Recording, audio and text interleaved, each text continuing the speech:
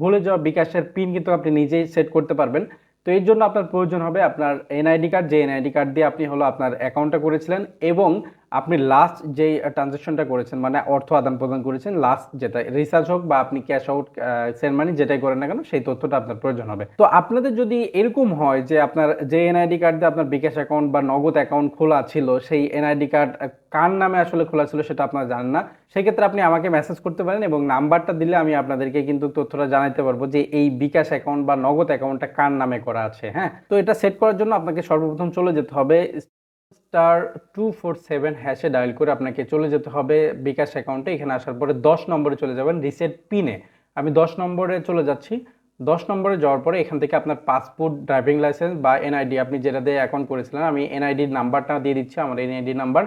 আপনার এনআইডি নাম্বারটা আপনি দিয়ে দিবেন। এরপরে আপনাকে এই 4 ডিজিটের সাল দিতে হবে, মানে বয়স দিতে হবে। এখানে আমি দিয়ে দিচ্ছি 1997, মানে আমার বয়সটা। কার্ডের বয়সটা দিবেন, সেই এনআইডি কার্ডের বয়সটা এখানে দিয়ে দিবেন। তারপর সেন্ড বাটনে আবার ক্লিক করে দিবেন। তারপর এখান থেকে আপনাকে লাস্ট 90 দিনের ট্রানজ্যাকশন দিতে হবে। এখানে আমি 5 নম্বরে দিয়ে লাস্ট 90 দিনের ট্রানজ্যাকশন দিতে হবে। এখানে আমি হলো ক্যাশ আউট করেছিলাম 400 টাকা, সেই ক্যাশ আউট আমি এখানে দিয়ে সেন্ড করছি। আপনাকে এখানে সঠিক তথ্য দিতে হবে। এখানে দেখতে পাচ্ছেন থ্যাংক ইউ জানিয়েছে, এরা আমাকে একটি মেসেজ দিবে কিছুক্ষণের ভিতরে। তো আমি মেসেজের অপেক্ষা করছি, মেসেজ আসলে আমি আপনাদেরকে দেখাচ্ছি আসলে কি করতে হবে। তো এখানে দেখতে পাচ্ছেন একটি মেসেজ আসছে নিচে, মেসেজে কিন্তু তারা আমাকে একটি পিন নাম্বার দিয়েছে টেম্পোরারি। এই পিন নাম্বারটা কিন্তু খুব শীঘ্রই চলে যাবে, মানে 5 মিনিট মতো থাকবে।